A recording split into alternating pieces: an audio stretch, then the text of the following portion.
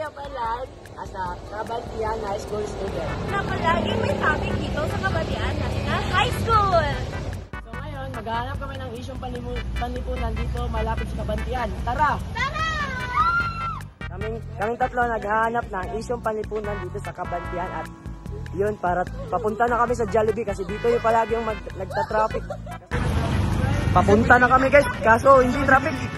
Papunta na kami guys, kaso walang traffic. Guys, ito yung nangyayari ngayon pag walang traffic enforcer guys. Ito yung nangyayari ngayon oh, pag walang traffic enforcer. Pakagulo. Ngayon, wala traffic enforcer. So, bumot kayo siya guys. At ngayon, walang traffic enforcer. Di nag-GP yung mga tao.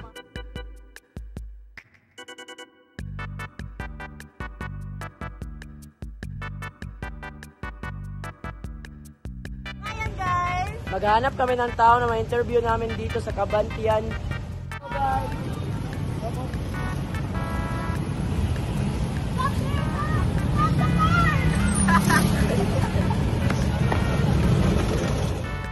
nakahanap na kami tao na pwede namin ma-interviewan. Let's go.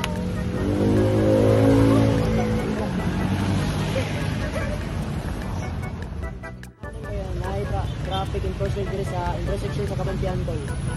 Oh, kinahanglan jud kaayo nga dunay traffic enforcer sa intersection tungod kay kaning mahitabo nga magkatapok ang mga sakyanan. Salamat kay Col sa ngayon mo kayo. Okay, tama po ka Col, ano na yung mo to kayo.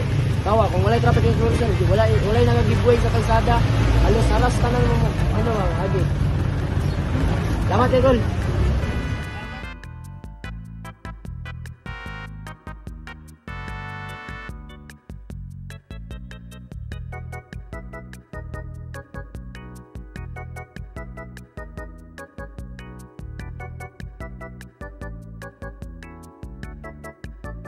Guys, ito pala nangyayari kapag may traffic enforcer sa daanan natin. Sobrang organisadong yung daloy ng ating kalsada.